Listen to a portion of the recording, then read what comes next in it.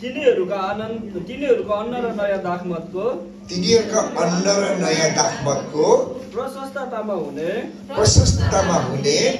आनन्द भन्दा बढी आनन्दले तपाईले मेरो हृदय भर्नु भएको छ। आमेन। फेरि चाहिँ अझ राम्ररी बुझेर तपाईले बोल्नुस् ल, भन्नुस्, उच्चारण गर्नुस्। तिमीहरूको अन्न र नयाँ दाखमतको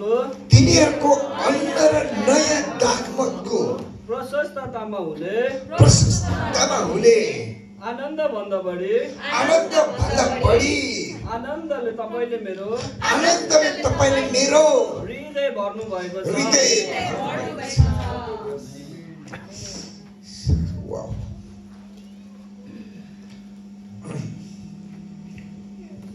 तपाईलाई कस्तो लाग्छ पछि?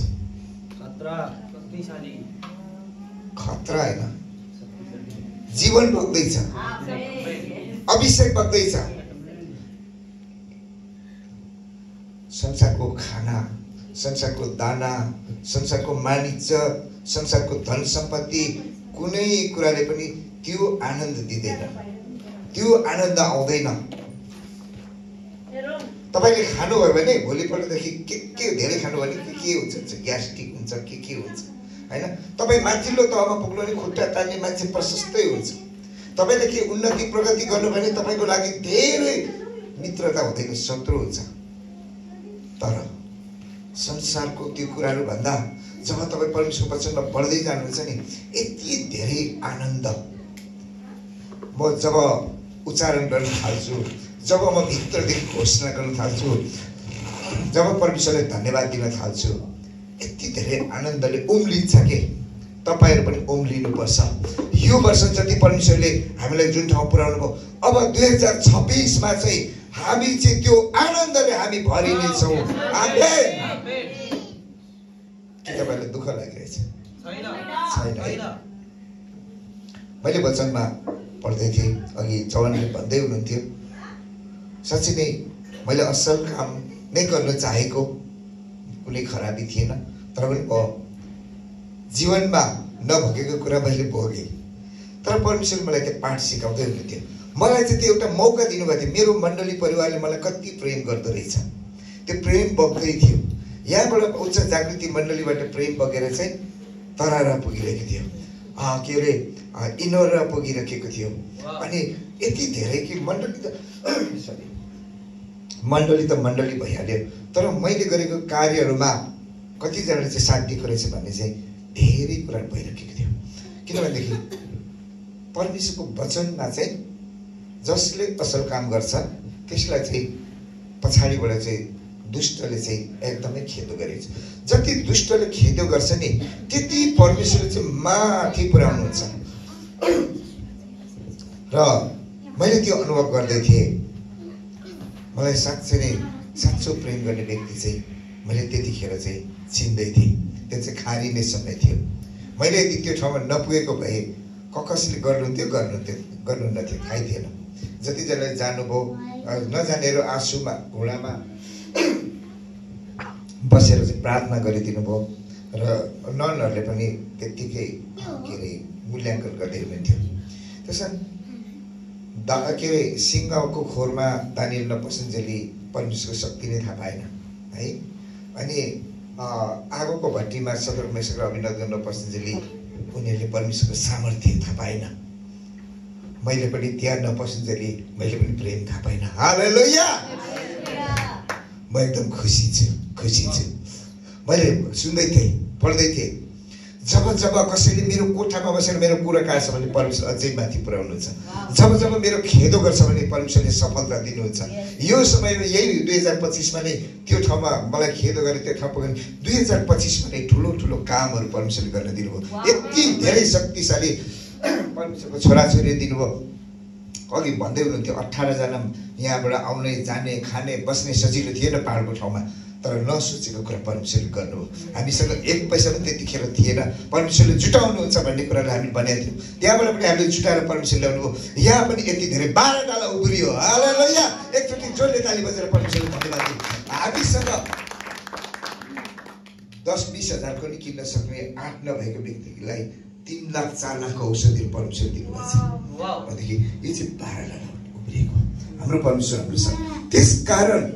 त्यसकारण संसारको कुराहरूले चाहिँ हामीलाई त्यो शान्ति आनन्द संसारले दिने भन्दा फरक, संसारले दिने भन्दा फरक, संसारले दिने चाहिँ बाहिरबाटको खुसी, छिनिकभरिको खुसी त्यो सकिन्छ, खुसी पनि सकिन्छ, तर परमेश्वर चाहिँ भित्रबाटको आनन्द, भित्रबाटको आनन्द, भन्नुहोस् भित्रबाटको आनन्द, भित्रबाटको आनन्द, परमेश्वरको वचन चाहिँ भित्रबाटको आनन्द।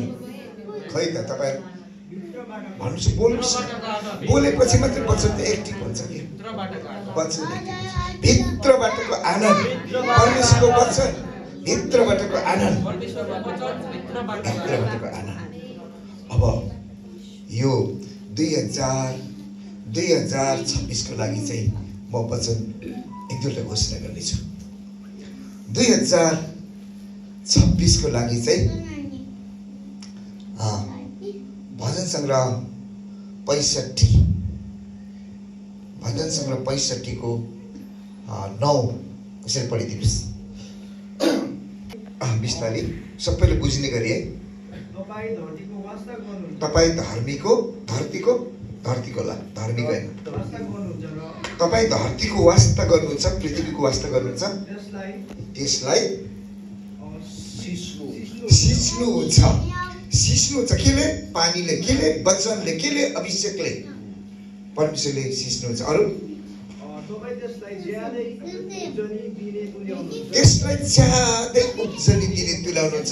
हाम्रो मण्डलीमा अर्थात् हामीले प्रार्थना गरेको ठाउँमा, हामीले टेकेको ठाउँमा, हाम्रो देशमा ज्यादै उब्जनी दिने परमेश्वर अब तुल्याउनु हुनेछ। आमेन। 10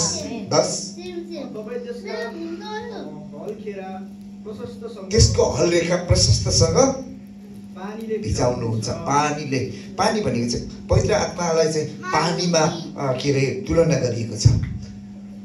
परमेश्वरले अब 2026 मा चाहिँ हामीलाई प्रशस्त पवित्र आत्माको पानीले, झरीले हाम्रो हृदय रूपी जमिनलाई चाहिँ भिजाउनु हुनेछ। आमेन। अझै त्यसको डिलहरू, त्यसका ओभर खाबडहरू चाहिँ डिलहरू, त्यसका विभिन्न प्रकारको अप्ठ्यारो ठाउँहरूलाई चाहिँ पानीले भिजाएर चाहिँ समथल बनाउनुहुन्छ। अरू झरीले त्यसलाई नरम तुल्याउनु। जब पानी पर्छ नि नरम हुन्छ नि होइन माटो, त्यस्तै नै हाम्रो हृदयलाई पनि नरम तुल्याउनुहुन्छ।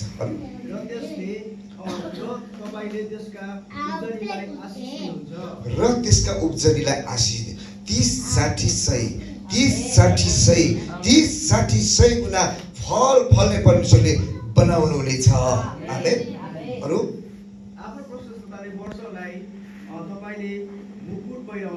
आफ्नो प्रशस्तताले यो अब 2026लाई चाहिँ प्रशस्तताले चाहिँ मुकुट पहिराउनु हुनेछ। हाम्रो जागृति मण्डलीलाई चाहिँ परमेश्वरले त्यो आशिष पहिराउनु हुनेछ। त्यस्तै त्यो गाडाहरू चाहिँ प्रचुरताले भरिएर पोखिनेछ। हाम्रो आशिषको गाडाहरू, हाम्रो आत्माको भाँडाहरू चाहिँ प्रशस्तताले भरिएर चाहिँ भरिने मात्रै छैन, के हुनेछ? पोखिनेछ। चुहेर होइन फेरि, कति त चुने भाँडा हुन्छ नि, जति हाल्यो चुने, चुहेर होइन, भरिएर पोखिनेछ। ओभरफ्लो।